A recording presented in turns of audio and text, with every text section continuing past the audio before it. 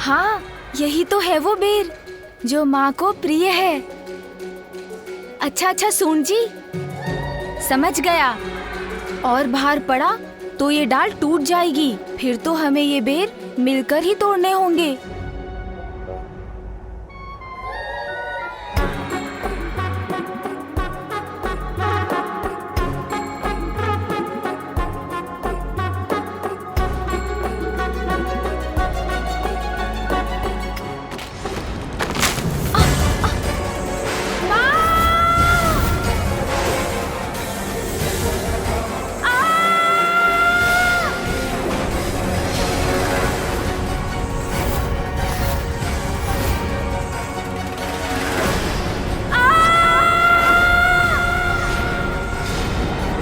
अपनी देह को सीधा कर लेता हूँ, फिर इसके ऊपर चढ़कर नीचे जाने में तो बहुत आनंद आएगा।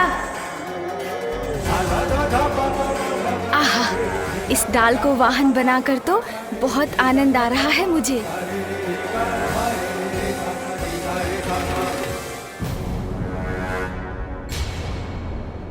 अरे, अब ये शिला कहाँ से आ गई? मुझे इससे बचने के लिए तो कुछ करना होगा।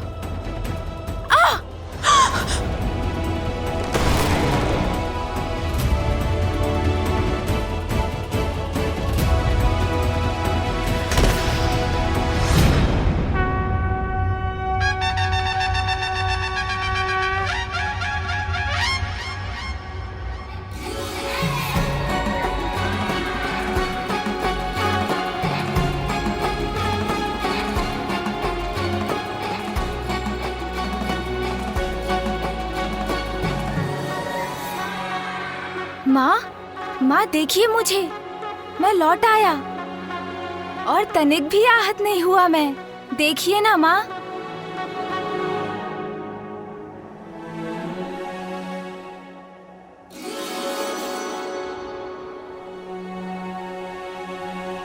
ये क्या करने का प्रयास कर रहे थे तुम? अपने आप को ऐसे संकट में क्यों डाला तुमने? तुम इस संकट में देखकर कितनी दुखी थी मैं, ये जानते भी हो तुम? क्यों बार बार ऐसी पीड़ा देते हो मुझे? बताओ मुझे, उत्तर दो।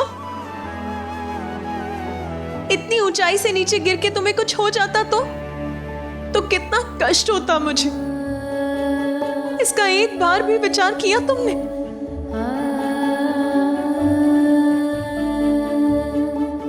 माँ तो सदैव माँ ही रहती है। संतान के प्रति उसका स्नेह कभी कम नहीं होता। देवी पार्वती को अभी आभास नहीं है, किंतु उनका पुत्र प्रेम अधिक समय तक छिपा नहीं रह सकेगा। माँ, मैं तो आपके लिए कुछ लेने गया था। मेरे लिए? अच्छा दिखाओ मुझे, क्या लेने गए थे? दिखाओ क्या है तुम्हारे हाथ में? माँ, मैं तो आपके लिए बेर लेने गया था।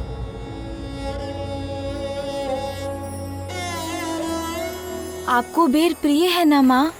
जीवन समर्पित है तुझको माता, सांस सांस अर्पित है तुझको माता, सांस सांस अर्पित है तुझको माता।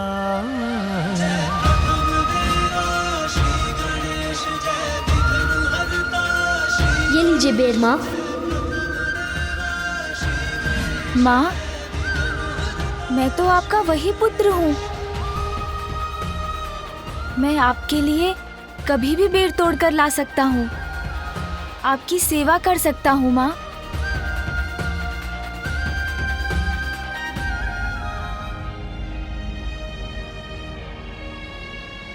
माँ, आपके नेत्रों में अश्रु, आप दुखी हो रही हैं माँ। ओह, समझा, आपको मेरा वो मुख अधिक सुंदर प्रतीत होता था ना, इसीलिए ना मेरे गजमुख को स्वीकार नहीं कर पा रही हैं ना आप। किंतु माँ, ध्यान से देखिए ना मुझे, बुरा नहीं हूं मैं, अपितु अब तो मैं और भी सुंदर हो गया हूँ। आपको मेरी बात पर विश्वास नहीं हो रहा है ना माँ? आपको बता देता हूँ माँ कि मैं कैसे और अधिक सुंदर हो गया हूँ। कितने मीठे बोल हैं इसके, मैंने अभी तक उन पर ध्यान क्यों नहीं दिया? माँ देखिए, मेरा वो मुख और छोटे छोटे कान सुंदर तो थे, किंतु उन्हीं के कारण तो इतने बड़े संकट में पड़ गया था मैं। किसी की बात ही नहीं सुनी, बड़े बड़े बोल बोलता चला गया। बस भिक्षुक बस, अब मैं आपके मुख से एक भी शब्द नहीं सुनना चाहता। उद्दंडता करता गया।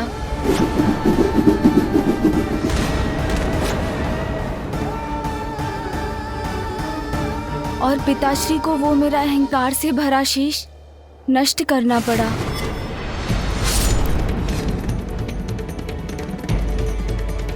माँ, मैंने उचित सुना है ना कि सुनने से तो ज्ञान बढ़ता है। इसीलिए जो अधिक सुनते हैं और कम बोलते हैं वही बड़े ज्ञानी बन पाते हैं, है ना माँ? अब मेरे इन बड़े कानों से तो मैं सब कुछ सुन सकता हूँ, इसलिए मैं भी बहुत बड़ा ज्ञानी बन जाऊंगा ना माँ?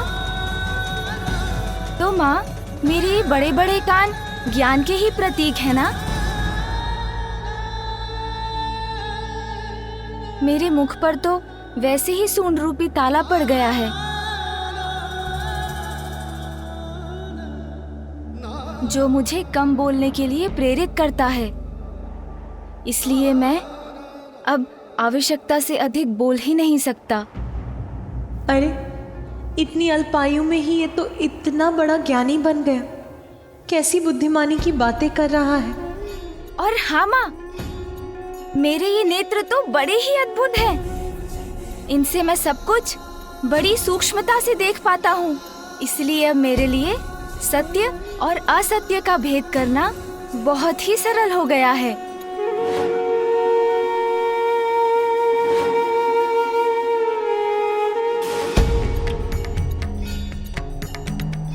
जिन नेत्रों से मैं अपने पिता को नहीं पहचान सका, एक बार किसी जलाशय में स्वयं को झांक कर देखिए, भिक्षुक या बहरूपिया ही प्रतीत होते हैं।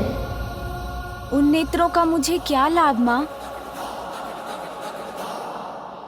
किंतु अब इन नेत्रों से जो दृष्टि मुझे प्राप्त हुई है, उसके कारण भविष्य में मुझसे कभी भूल नहीं होगी। इसलिए मेरे लिए तो ये नेत्र अत्यंत सुंदर हैं, है ना माँ?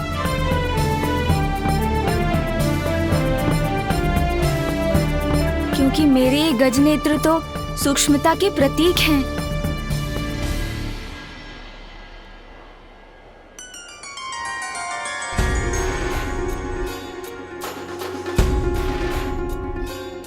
हाँ हाँ सूंड जी, इतनी अधीरता मत दिखाइए। मैं तो माँ को आपके ही बारे में बताने वाला हूँ, इसलिए धैर्य रखिए, चिंता मत कीजिए।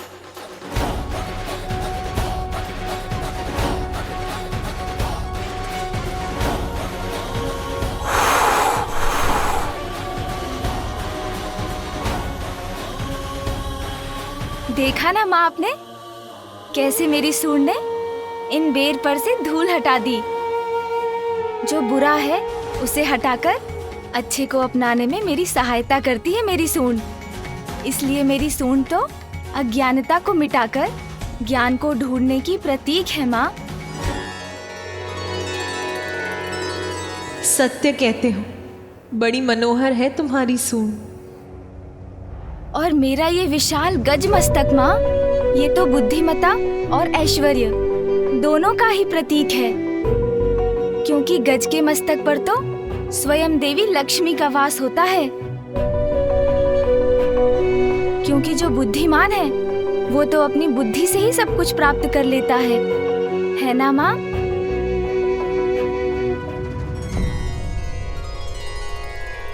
यदि मेरा ये मस्तक पूर्व में भी होता तो माँ, मैं किसी से युद्ध नहीं करता।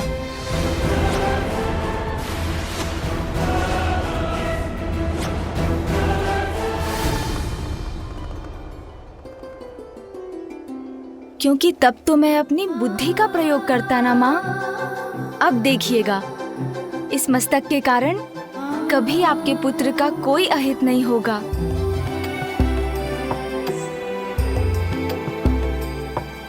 माँ, अब तो आपको विश्वास हो गया है ना? मैं तो और भी अधिक अच्छा और सुंदर हो गया हूँ, है ना माँ?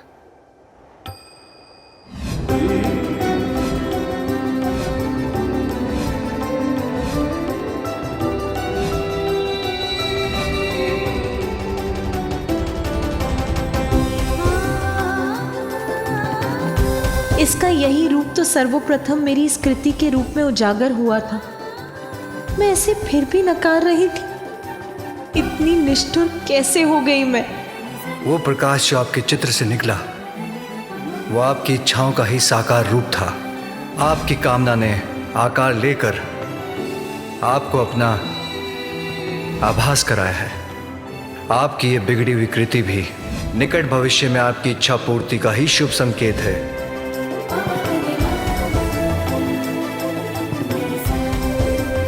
प्रत्येक बड़ी घटना के पीछे एक बड़ा कारण होता है पार्वती।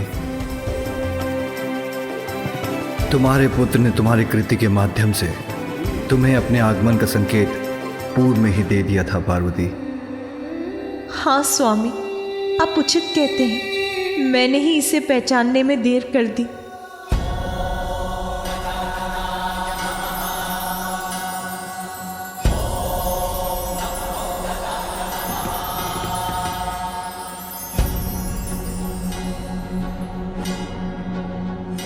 अब किसी भ्रम में नहीं रहूंगी। अपने पुत्र पर अपना सारा स्नेह न्यौछावर करूंगी मैं। किन विचारों में डूब गई हो माँ? मुझे बताइए ना। मैं अच्छा हूं ना माँ?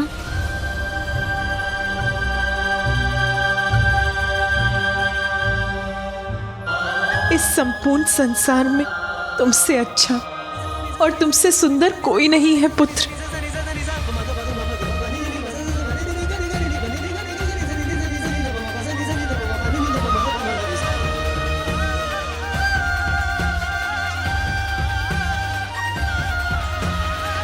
पुत्र प्रेम में इतना बह गई माता कि इस गजमुख को भी स्वीकार कर लिया। किंतु उचित ही है, क्योंकि हम देवताओं का हित तो इसी में निहित है।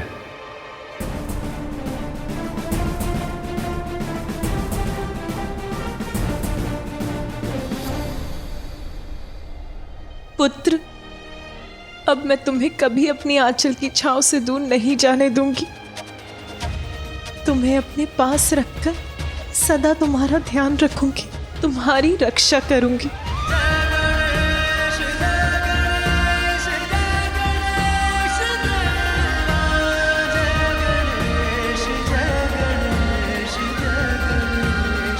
पुत्र, आज तुम्हारे ही कारण तुम्हारी माता पुनः प्रसन्न हुई हैं। तुम्हारे ही कारण उनके क्रोध से हमारी और संपूर्ण सृष्टि की रक्षा हुई है। तुम्हारे जन्म से सृष्टि में अनेकों जीवन रक्षित हुए हैं। तुम्हारे जन्म से संसार का अमंगल दूर हुआ है। सभी जीवों के लिए मंगलमयी है तुम्हारा जन्म पुत्र। इसीलिए मैं ब्रह्मा तुम्हें वरदान देता हूं कि आज से तुम मंगल मूर्ति के नाम से जाने जाओगे।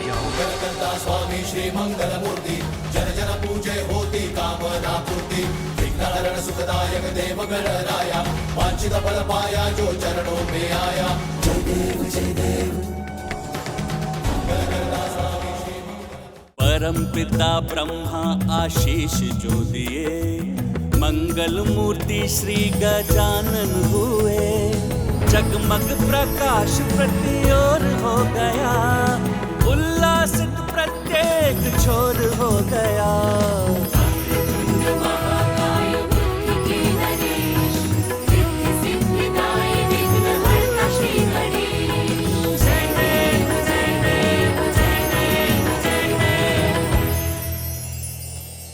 मेरे पुत्र को ये मंगलमय आशीष देने के लिए आपको अनेक धन्यवाद ब्रह्मदेव।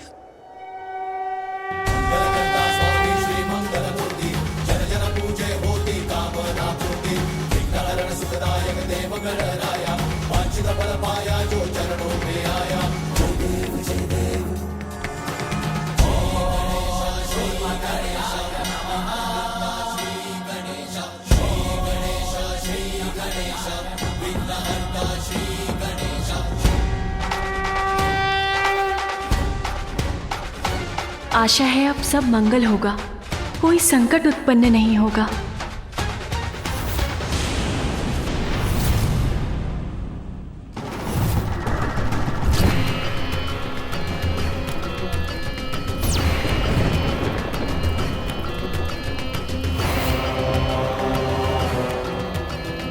असुर सम्राट गजमुखासुर की, असुर सम्राट गजमुखासुर की, असुर सम्राट गजमुखासुर की, असुर सम्राट गजमुखासुर की, असुर सम्राट गजमुखासुर की, असुर सम्राट गजमुखासुर की, असुर सम्राट गजमुखासुर की, असुर सम्राट गजमुखासुर की, असुर सम्राट गजमुखासुर की, असुर सम्राट गजमुखासुर की, असुर सम्राट गजमुखासुर की।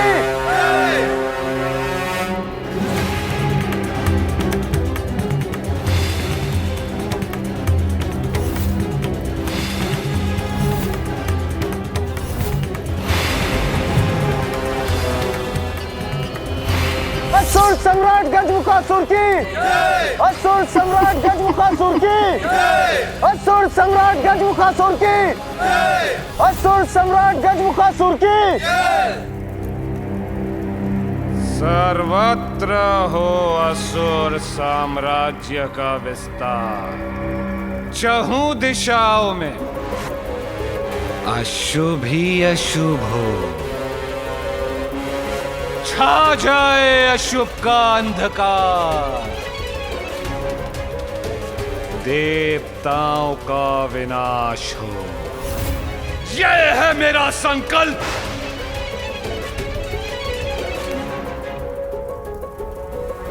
गजासुर के बाद अब मैं हूं पाताल लोक का सम्राट। देवताओं को नष्ट करेंगे हम, सभी लोगों पर छा जाएंगे, असुर विजयी होंगे।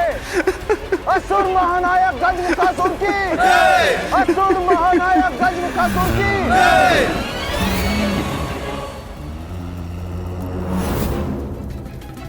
सेनापति, क्या हमारी असुर सेना देवलोक पर आक्रमण करने के लिए तैयार है?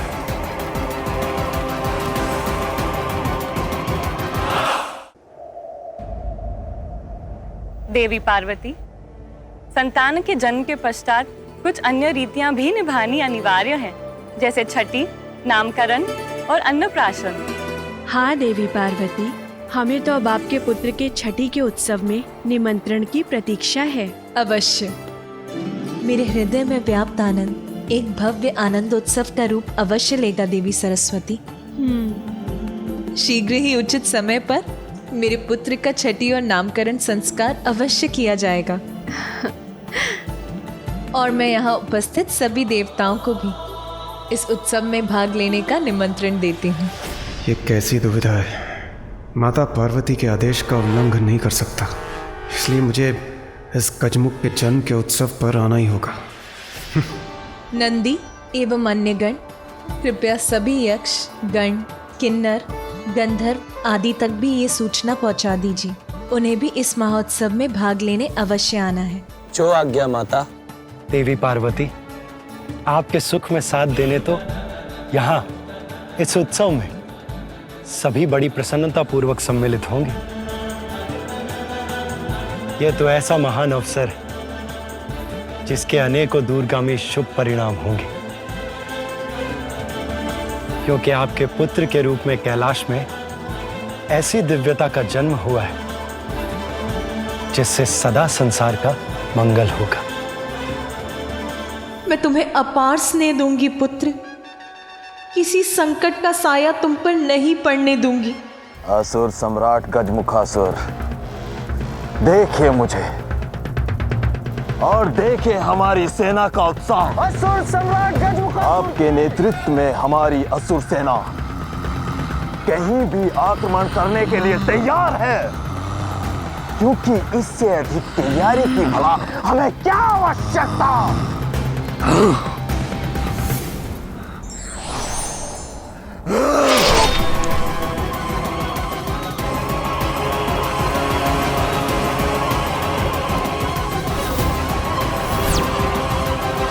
मेरे प्रश्न का उत्तर बस हाँ या ना में देना चाहिए था इस मूर्ख को। किसी अन्य के अधिक बोल नहीं सहन कर सकता मैं। जितना पूछूं उसके उत्तर से अधिक बोलने वाले को भयंकर दंड देता हूं मैं। यमलोक भेज देता हूं उसे।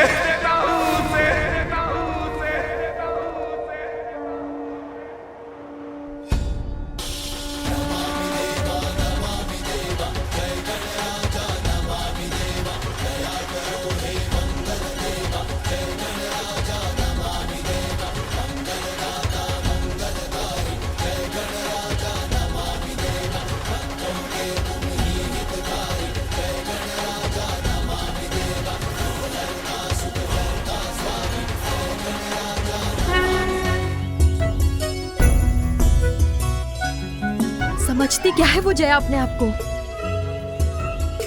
मैंने उसे प्रतीक्षा करने के लिए कहा तो भी नहीं रुकी। पार्वती का आसन सज्जित करने में लग गई। मुझसे हमेशा स्पर्धा करने में क्यों लगी रहती है वो? बहुत तीव्र सुगंध आ रही है। कुछ तो अवश्य है यहाँ।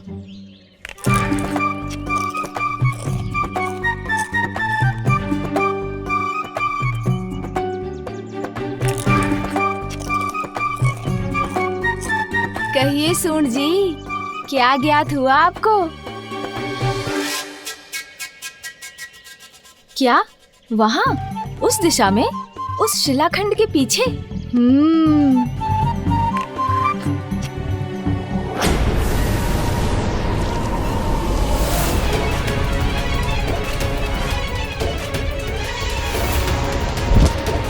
कौन है ये जो मेरे इंद्रलोक के भीतर आकर यहाँ की महिमा को नष्ट भ्रष्ट कर रहा है?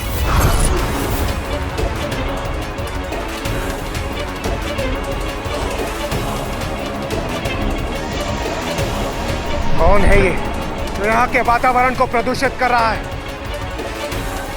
कौन है? देवराज इंद्र, बाहर आओ।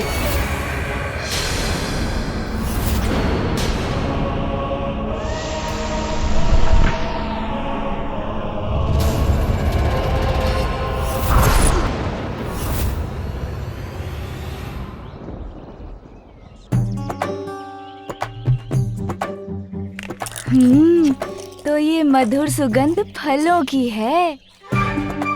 इतने सारे स्वादिष्ट फल ये अकेले अकेले खा रहे हैं। इतना आनंद आ रहा है मुझे।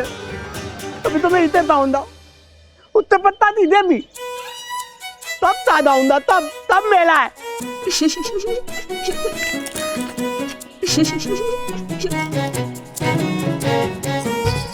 बस कोई मुझे यहाँ देखते मेरे पल मानने ना आ जाए। मेले मनता भला में ये तो है यहाँ।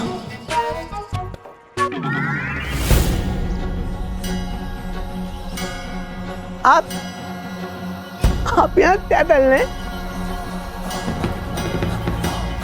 मेरे पहले ही ताता इधर कान पकड़ता सीधा तल दो।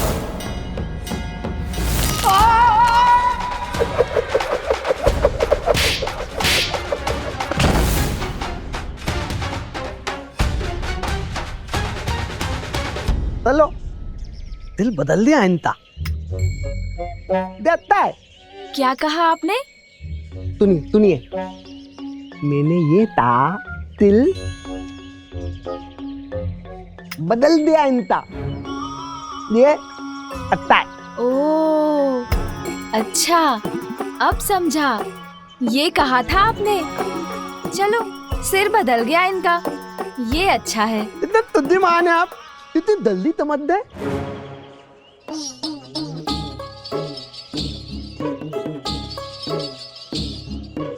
छिल थी, ताली थी। नहीं नहीं, इसे मैं नहीं खाऊंगा, इसे आप ही खा लीजिए और अन्य सभी मैं रख लेता हूँ मेरे उदर में।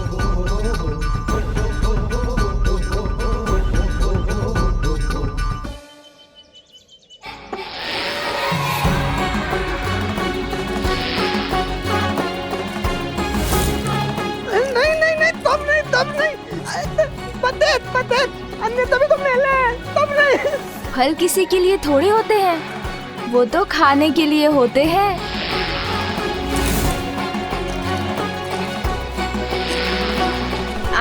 आनंद आ गया। लुच्ची लुच्ची, ये तो तोड़ दीजिए।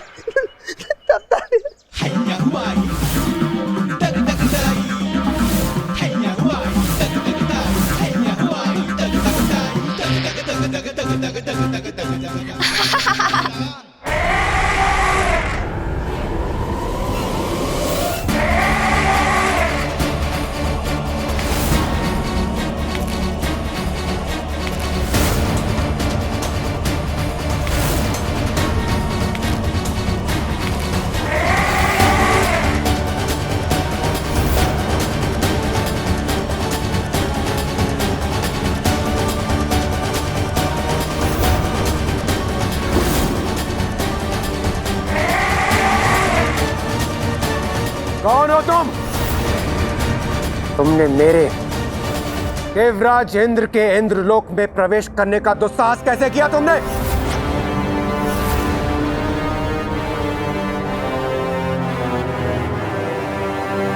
अपना क्रोध मुझे मत दिखाओ इंद्र, मुझसे भयभीत हो। मैं तुमसे कुछ ज्ञात करने आया हूँ। जो प्रश्न पूछूं उसका उत्तर दो, अन्यथा तुम्हारे इस इंद्रलोक को ध्वस्त कर दूंगा मैं। शीघ्र बताओ, क्यों एकत्रित हुए थे तुम सभी देवता कैलाश पर, और वहां पर इतनी प्रसन्नता का वातावरण होने का कारण क्या था? दुष्ट असुर, तुम्हारी सबसे बड़ी भूल, तुमने यहाँ आकर मुझसे धृष्टता करने का दुस्साहस किया, और अब मुझसे मेरे इंद्रलोक में ही प्रश्न कर रहे हो। मैं तुम्हें तुम्हारे दुस्साहस का दंड दूंगा।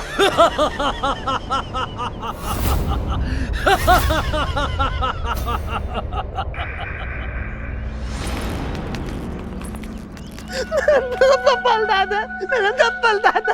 कितने स्वादिष्ट फल थे, आनंद आ गया।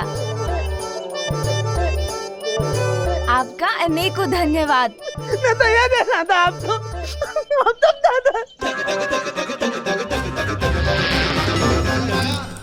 सब फल दादा, सब फल दादा। मैं आपको ये देना था, हमने ताले। हाँ हाँ, खा लिए मैंने, क्योंकि आपने ही तो हाथ बढ़ाकर दिया था।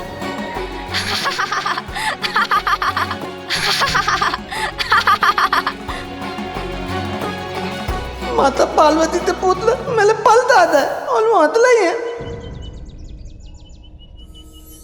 पुत्र, तुमने तोतलागढ़ से उनके सभी फल लेकर क्यों खा लिए? किसी की अनुमति के बिना उनका भोजन खाना तो अनुचित है पुत्र। किंतु माँ, मैं क्या करता, इतने स्वादिष्ट फल थे और मुझे भूख भी लगी थी। ये मैं कैसे भूल गई? उसकी माँ हूँ मैं, इसीलिए उसकी प्रत्येक आवश्यकता का ध्यान रखना तो मेरा कर्तव्य है। इतना समय हो गया, मैंने उसे कुछ खिलाया ही नहीं। मुझे अब उसके प्रति और सहज रहना होगा। आप सभी के रहते ये कैसे हो गया?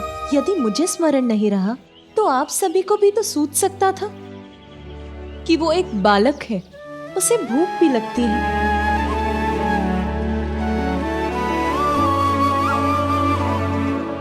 अब यहाँ खड़े मत रहिए, शीघ्र जाकर कुछ प्रबंध करिए। माता, लड्डू बन गए हैं, मैं अभी ले आता हूँ।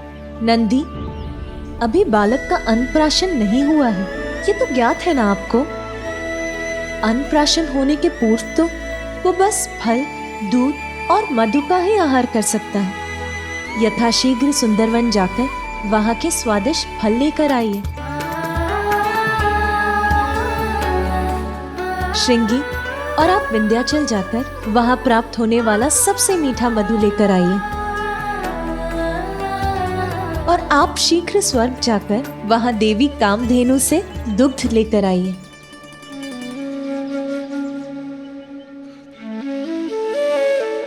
अरे, आप सब यही खड़े क्यों हैं? मेरा पुत्र भूखा है, विलंब मत कीजिए, जाओ और शीघ्र लेकर आओ। जी माता।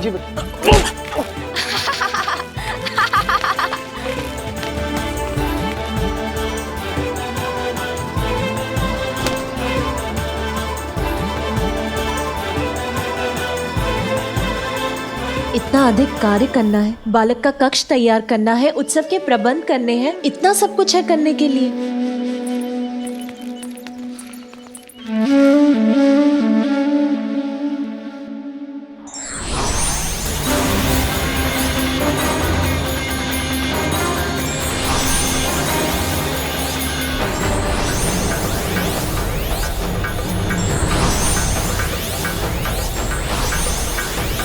मूर्ख देवताओं, मेरी शक्ति का अनुमान नहीं है तुम्हें। मुझसे संघर्ष करने का निर्णय किया है तो उसके दुष्परिणाम अवश्य भुगतोगे तुम सभी।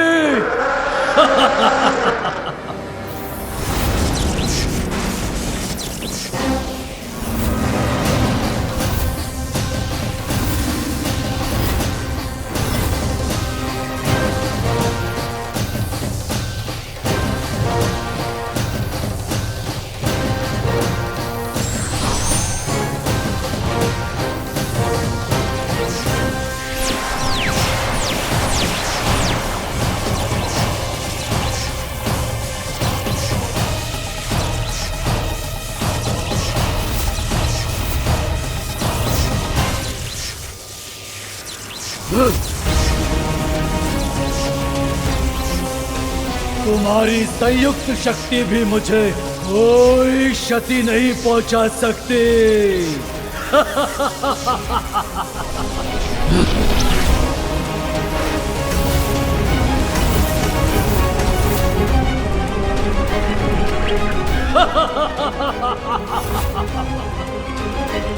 इसने तो हमारा वार हम पर ही लौटा दिया। ये कैसे संभव है? मूर्ख देवताओं, अब मेरे वार का सामना करो।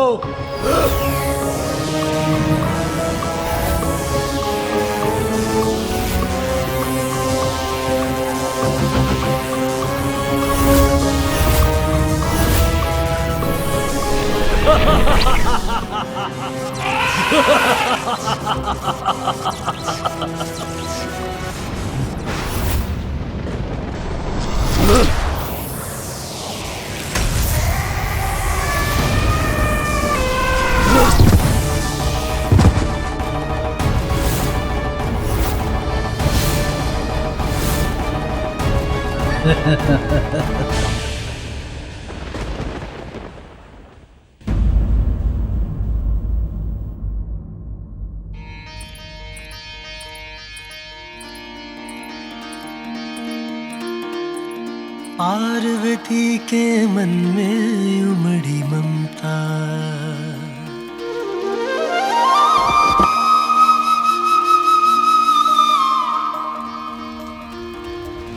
पार्वती के मन में उमड़ी ममता, माँ की गोद में आए विघन हरता।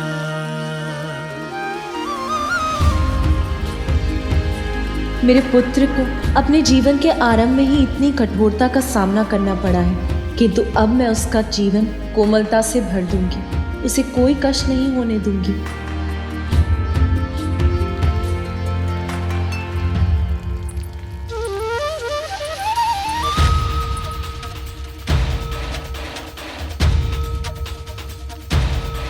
जैसे मरुस्थल को वर्षा की फुहार तृप्त करती है, वैसे ही मुझे माँ बनाकर तुमने मेरे जीवन को सभी सुखों से भर दिया है पुत्र। अपनी संतान का ध्यान रखना ही तो माँ के जीवन का सबसे बड़ा सुख है।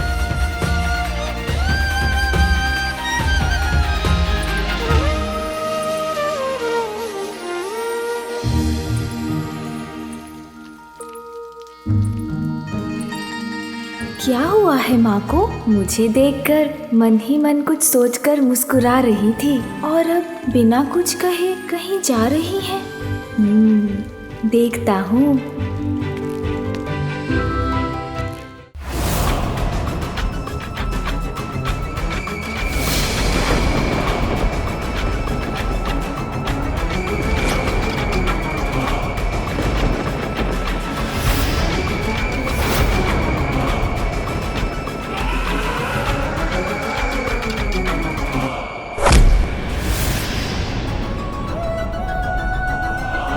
देवराज इंद्र, देखो कैसे मैंने अपने पाश में बांध लिया तुम्हारे सभी देवताओं को, निष्क्रिय कर दिया उन्हें। अब हम दोनों का सामना होगा एक दूसरे के साथ।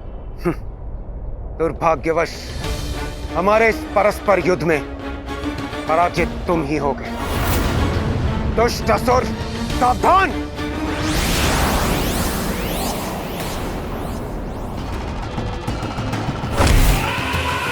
शब्दों से नहीं, योद्धा हो तो अपने अस्त्र से पराजित करो मुझे, किंतु तुम्हारे वज्र प्रहार का भी कोई प्रभाव नहीं हुआ मुझ पर।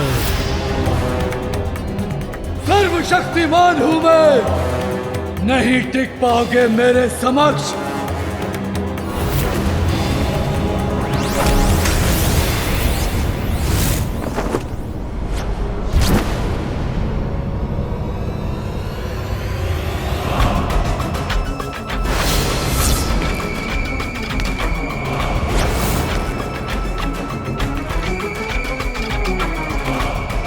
मेरा वज्र भी इस पर कोई प्रभाव नहीं डाल सका और इसने इतनी सहजता से मुझे गिरा दिया, किंतु मैं इसे नहीं छोड़ूंगा।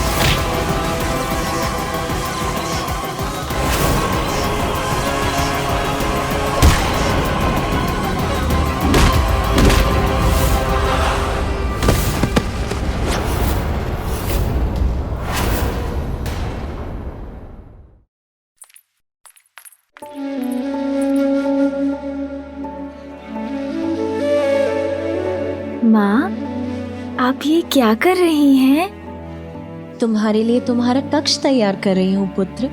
तुम्हारा बिछौना सजा रही हूँ। मेरे पुत्र को तनिक भी कष्ट ना हो, इसकी व्यवस्था कर रही हूँ।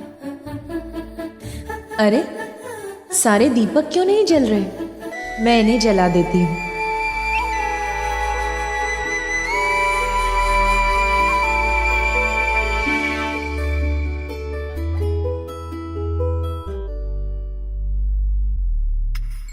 पिताश्री, माँ माँ, कितनी लंबी और घनी जटाएं हैं पिताश्री की, किंतु उनके पीछे एक बहुत बड़ा कारण है। क्या वो ज्ञात है आपको माँ? पुत्र, अब मुझे मेरे कार्य करने दो। तुम बाहर जाकर क्रीड़ा करो। कहिए ना माँ, आपको ज्ञात है क्या? मैंने उचित समझा था, आपको कैसे ज्ञात होगा? मैं बताता हूँ। नंदी जी है ना, उन्होंने मुझे बताया था कि एक बार पिताश्री ने अपनी इन जटाओं में माँ गंगा को ही समाहित कर लिया था।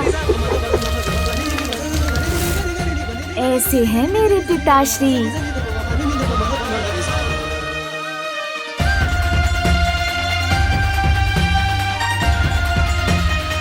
ये क्या किया पुत्र तुमने? अभी मैंने ठीक किया था और अभी तुमने बिगाड़ दिया।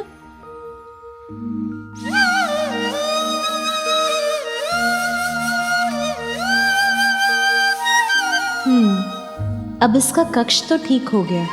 अब रसोई देख लेती हूँ। किंतु रसोई में तो अभी अनेकों कार्य करने को शेष है। यदि ये इसी प्रकार मुझे तंग करता रहा तो एक भी कार्य पूर्ण नहीं होगा। किसे बुलाऊं इसका ध्यान रखने के लिए? महाबलशाली महायोद्धा असुर सम्राट हूं मैं। तुम्हारी शक्ति मुझे स्पर्श भी नहीं कर सकती, किंतु मैं एक ही क्षण में तुम्हारा भक्षण कर सकता हूँ। त्रिलोकों में कौन है ऐसा जो मुझसे तुम्हारी रक्षा कर सके?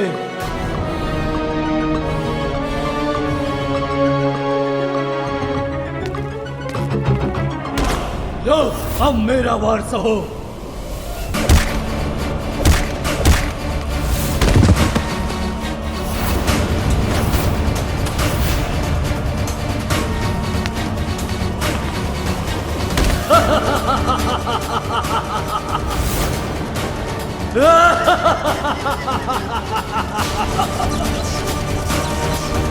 इंद्रदेव को मेरे समक्ष लाचार और विवश देखकर आनंद आ रहा है।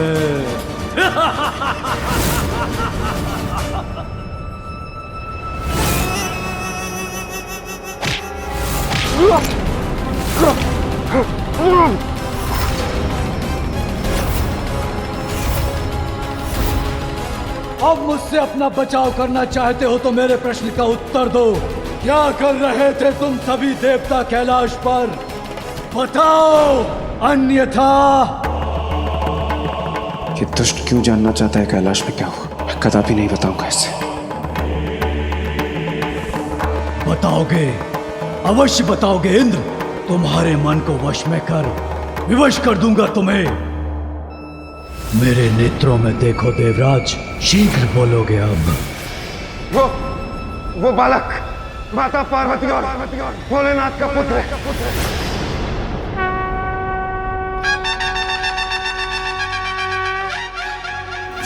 लाल चढ़ायो अच्छा गजमुख को, दो दिल लाल विराजे सुध गौरी हर को, हाथ लिए गुड़ लड्डू साई सुरवर को, महिमा कहीं न जाए लागत हूँ पद को। अब मुझसे अपना बचाव करना चाहते हो तो मेरे प्रश्न का उत्तर दो। क्या कर रहे थे तुम सभी देवता कैलाश पर? बताओ, अन्यथा। ये दुष्ट क्यों जानना चाहता है कि कैलाश में क्या हुआ था? ये मेरे साथ कुछ भी कर ले, किंतु मैं ऐसे कुछ भी नहीं बताऊंगा। बताओगे? मैं जो पूछूंगा तुम उसका उत्तर अवश्य दोगे इंद्र, क्योंकि मैं तुम्हारे मन को अपने वश में कर विवश कर दूंगा तुम्हें। देखो मेरे नेत्रों में देवराज, अब शीघ्र ही बोलना प्रारंभ करोगे तुम। वो बालक माता पार्वती और भोलेनाथ का पुत्र है।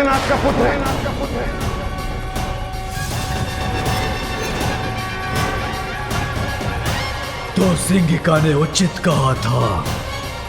ये कैसे हो सकता है? ये क्या हुआ था? मुझे बोलने पर बाध्य कैसे कर दिया इस दुष्ट ने? किंतु अब मैं इससे लड़ूंगा।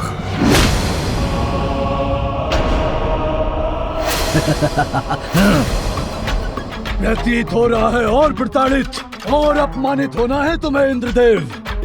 तुम्हें निराश नहीं करूंगा।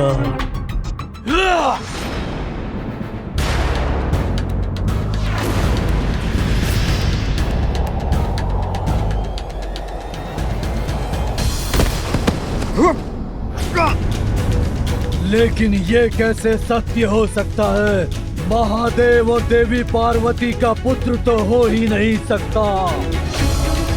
इसीलिए मुझसे मिथ्या वचन बोलकर मुझे भ्रमित करने का प्रयास मत करो। रुक जाओ। यदि मेरी बात का विश्वास नहीं है तो स्वयं ब्रह्मदेव से पूछ लो।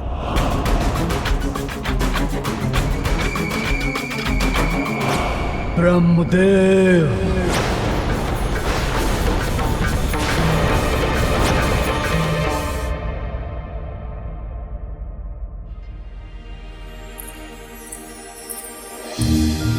माँ, माँ, एक और बात सुनिए ना।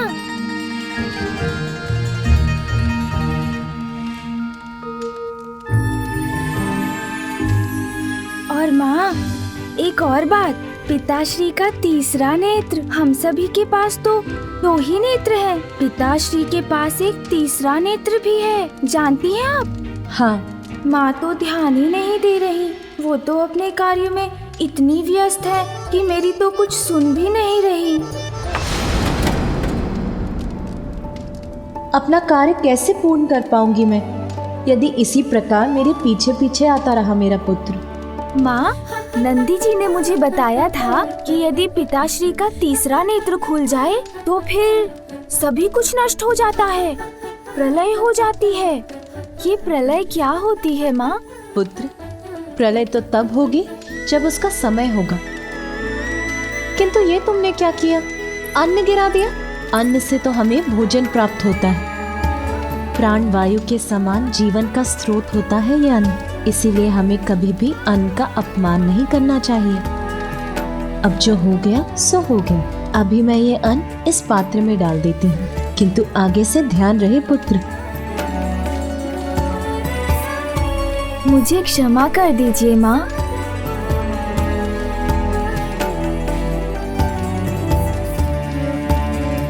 माँ, मैं और एक बात तो बताना भूल ही गया। मैंने आपको पिताश्री के जो तीसरे नेत्र के बारे में बताया, वो तो कितना अद्भुत है ना माँ? हाँ पुत्र, तुम्हारे पिताश्री सच में अद्भुत ही हैं। माँ पुनः चली गई। मुझे तो उन्हें और भी बहुत सारी बातें बतानी है। माँ, एक और बात सुनिए ना माँ। माँ, पिताश्री के पास तो डमरू और त्रिशूल भी है, ज्ञात है आपको? यदि ये इसी प्रकार मेरे इर्द गिर्द रहा तो मेरा कार्य कैसे पूर्ण होगा?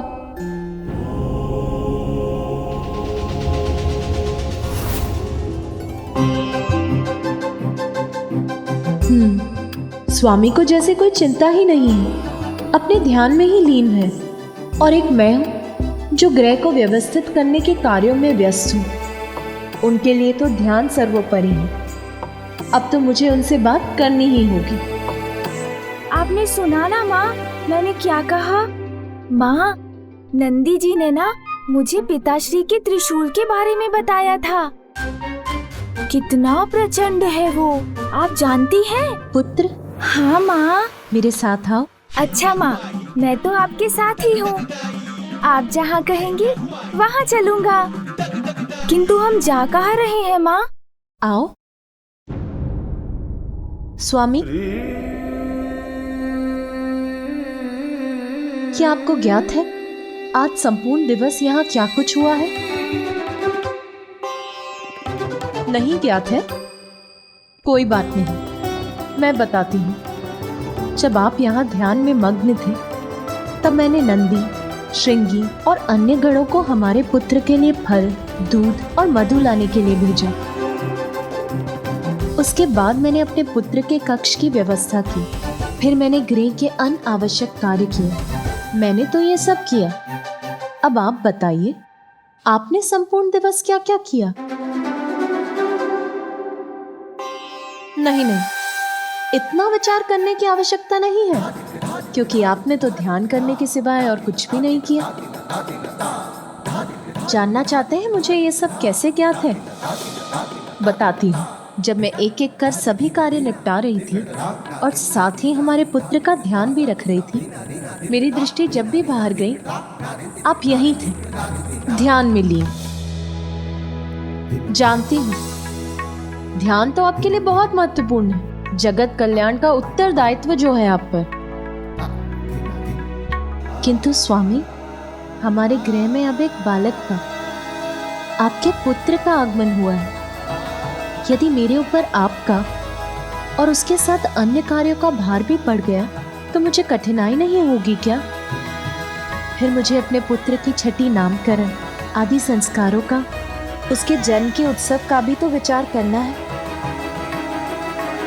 आपसे मैंने गृह के किसी कार्य को करने के लिए तो कभी नहीं कहा। किंतु स्वामी, आपको अपने दायित्व स्वयं समझने चाहिए। स्वामी, आपके पुत्र के प्रति आपका भी दायित्व है, ये तो समझते हैं ना आप? अब आप शांत क्यों हो गए? कुछ बोल ही नहीं रहे। कहिए ना, इतना तो आप भी समझते हैं ना? मैं तुम्हारी बात समाप्त होने की प्रतीक्षा कर रहा था प्रिय। मैं समझता हूं, अपने समस्त दायित्व भली भांति समझता हूं। कहो, मैं कैसे सहायता कर सकता हूं?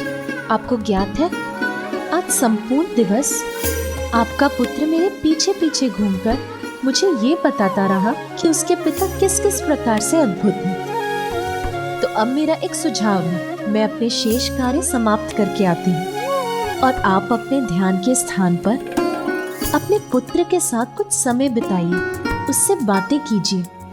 वो आपके बारे में जानने के लिए उत्सुक है, उसकी जिज्ञासा शांत कीजिए स्वामी। अवश्य पार्वती। पुत्र, अब तुम कुछ समय अपने पिताश्री के साथ बैठो, उनसे बातें करो, उचित है ना?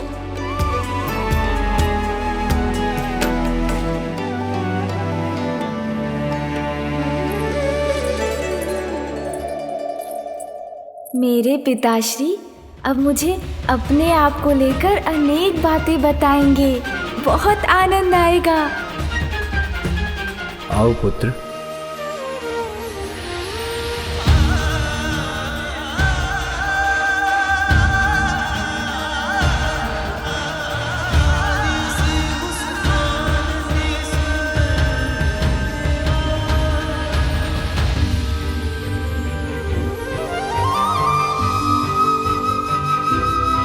पिताश्री, आप निद्रामग्न हो गए क्या? नहीं पुत्र, मैं निद्रा में नहीं, मैं ध्यान मग्न हूँ। ध्यान पिताश्री, ये क्या होता है? ये तो मुझे नहीं ज्ञात। आप करते हैं तो कुछ अद्भुत ही होगा, बताइए ना पिताश्री। पुत्र, ध्यान से हमारा अंतर्मन शुद्ध होता है। हम अपने भीतर झांक कर अपना सत्य ढूंढ पाते हैं और आंतरिक और बाहरी वास्तविकता का हमें स्पष्ट बोध हो जाता है। किंतु पिताश्री, मुझे तो बिना ध्यान के ही सब कुछ स्पष्ट हो गया है। अब तो मैं आपको भली भांति पहचान गया हूँ। आपके विषय में सब कुछ ज्ञात हो गया है मुझे। जो कुछ भी नंदी जी ने मुझे बताया था, अब वो सब कुछ स्पष्ट हो गया है मुझे। मैं आपको बताऊं पिताश्री?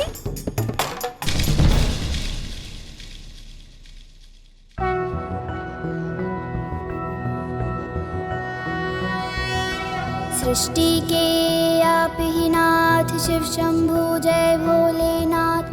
लंबी जटाएं हैं किए, गंगा को धार लिए। डमरू त्रिशूल है हाथ, त्रिनेत्र जय भोलेनाथ। सृष्टि के आप ही नाथ, शिव शंभु जय भोलेनाथ।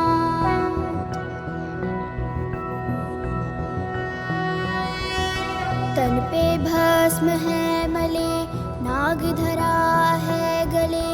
रुद्राक्ष है क्षण है साथ, बम बोल बम भोलेनाथ। सृष्टि के आप ही नाथ, शिव शंभु जय भोलेनाथ।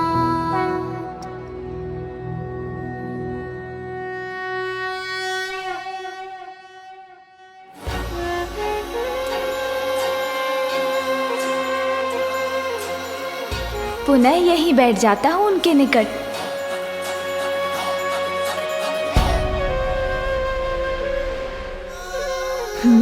पिताश्री के नेत्र तो पुनः बंद हो गए।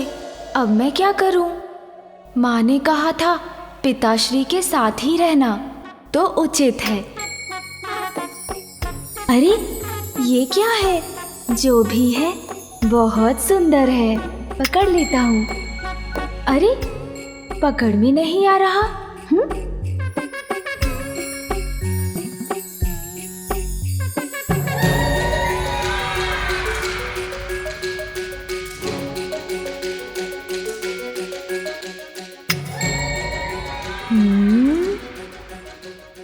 ओह, ये तो कुछ अत्यंत विचित्र और अद्भुत है पिताश्री की जटाओं में। नंदी जी ने तो इसके विषय में कुछ बताया ही नहीं।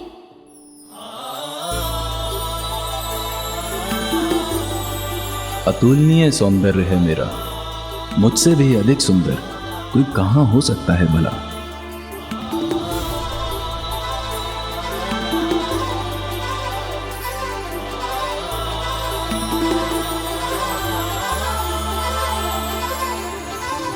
देख लो इसका स्पर्श कैसा होगा।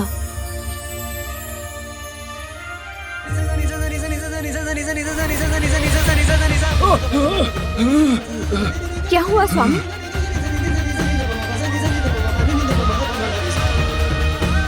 ये तो अनर्थ हो गया। माता पार्वती के पुत्र ने मुझे महादेव के मस्तक से उतार कर अपने हाथों में ले लिया है। नहीं नहीं, ये तो सर्वथा अनुचित है। बड़ी अद्भुत चमक है इसकी।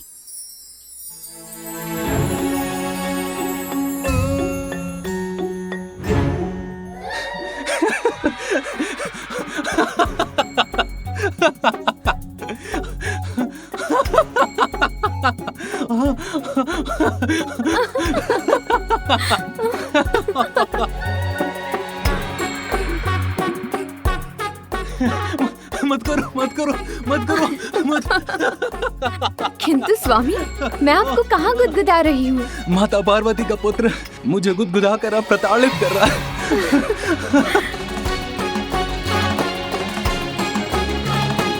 स्वामी, अब आप ठीक तो है? हाँ, अभी तो कुछ अच्छा अनुभव कर रहा हूँ। अपने इस दिव्यास्त्र से मैं सभी बुरे असुरों को नष्ट कर दूंगा।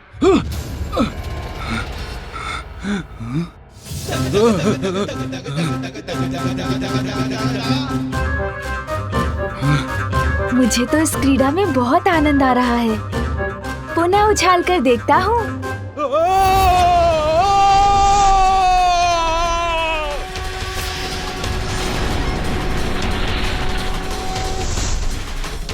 प्रकाश कहां से उत्पन्न हो रहा है?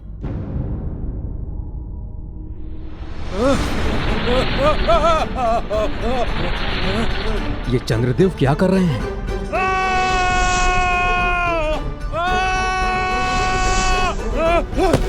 रोहिणी, बचाओ मुझे, कुछ कीजिए, सहायता कीजिए मेरी। स्वामी, आपने शनिदेव को देवी पार्वती के पुत्र को देखने के लिए प्रेरित किया था ना? ये उसी का परिणाम है। अब ये तो आपको भुगतना ही होगा। देवी पार्वती का पुत्र चंद्रमा के साथ पीड़ा कर रहा है।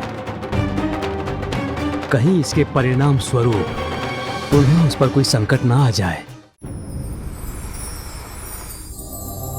आपकी चिंता दूर करने के लिए मैं अपनी वीणा से कोई राग वादन करती हूँ।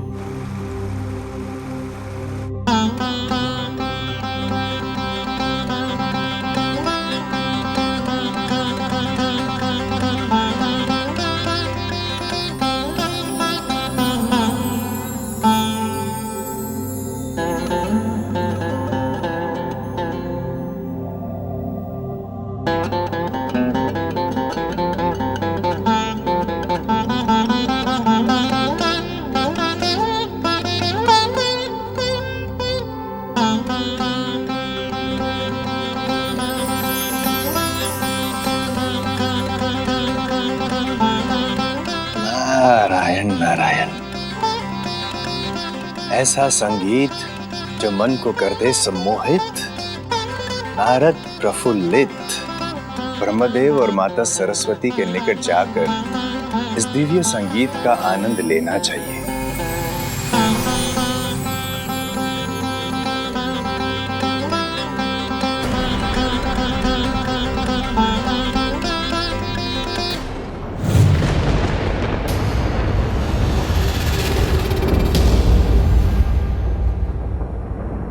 क्या हुआ देवी?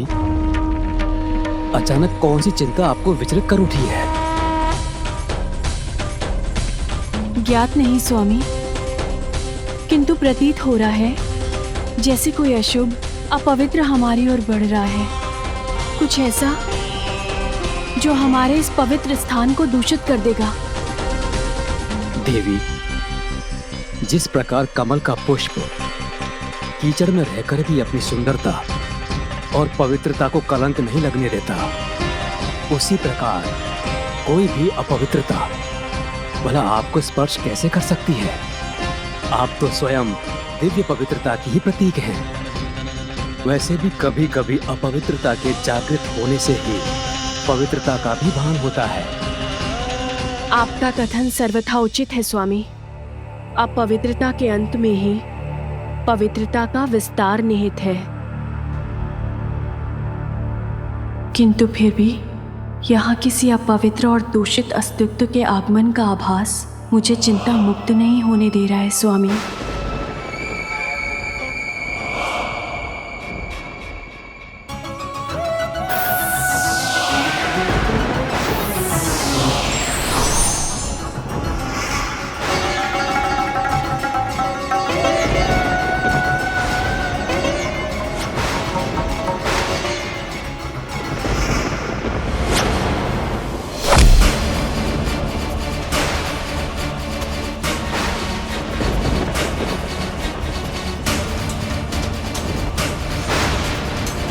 नारायण नारायण,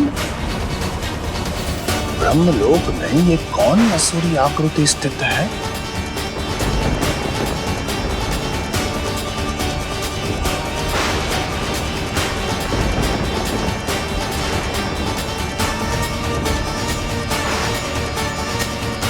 कदाचित देवी सरस्वती की चिंता उचित थी।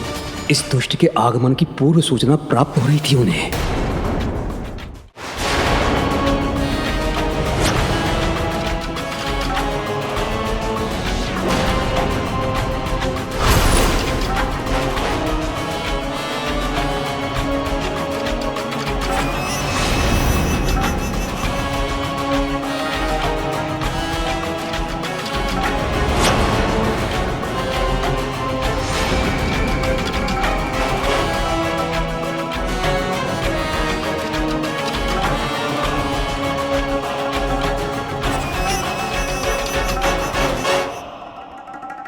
मैं पाताल क्या चला गया, आप तो मुझे भूल ही गए ब्रह्मदेव। मैं तो आपका ही अंश हूँ। आपकी अशांति का कारण मुझे पता है। मेरे आगमन से ही आप इतने अशांत हैं। मैं कदापि यहाँ पर आने का कष्ट नहीं करता यदि मैं इंद्रलोक नहीं जाता और मुझे वहाँ पे ये ज्ञात ना होता कि कैलाश में महादेव और देवी पार्वती के पुत्र ने जन्म लिया है।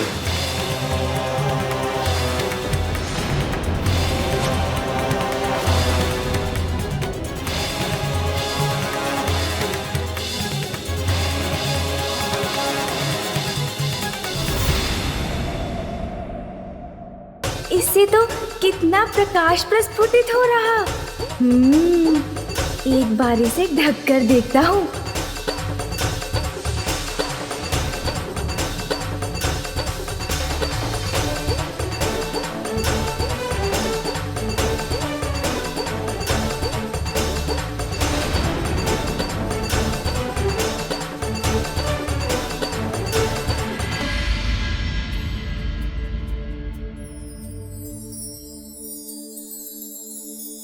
यदि ये बालक किसी प्रकार चंद्र के साथ क्रीड़ा करता रहा तो प्रकृति पर इसका अत्यंत प्रतिकूल प्रभाव भी पड़ सकता है। क्या महादेव को यह ज्ञात भी है कि उनका पुत्र किसके साथ और कैसी क्रीड़ा कर रहा है?